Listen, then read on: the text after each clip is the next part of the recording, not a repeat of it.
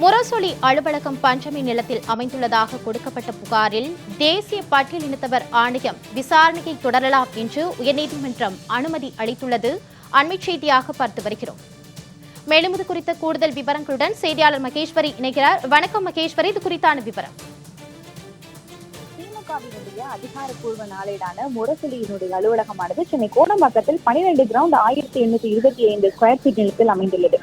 இந்த நிலம் நிலம் என பாஜக மாநில நிர்வாகி சீனிவாசன் கடந்த 2019ஆம் ஆண்டு தேசிய பட்டியலினத்தோர் ஆணையத்தில் புகார் ஒன்றை அளிக்கிறார்.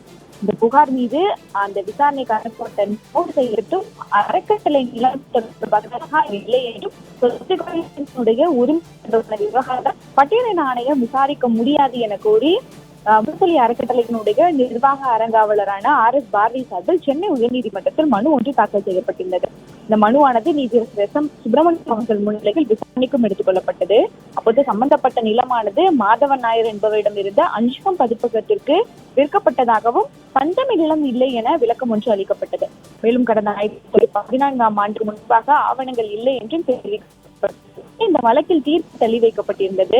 இந்த நிலையில் தான் இந்த வழக்கில் இன்றைய தினம் தீர்ப்பு வழங்கிய சென்னை உயர்நீதிமன்றத்தினுடைய நீதியரசர் SM சுப்பிரமணியம் அவர்கள் தேசிய பட்டியலின ஆணையம் விசாரிக்க தடை கோரி முரசொலி அறக்கட்டளையினுடைய நிர்வாக அறங்காவலர் RS பாரதி தொடர்ந்த மனுவை தற்போது தள்ளுபடி செய்து நீதியரசர் உத்தரவு ஒன்றை பிறப்பித்துள்ளார்கள்.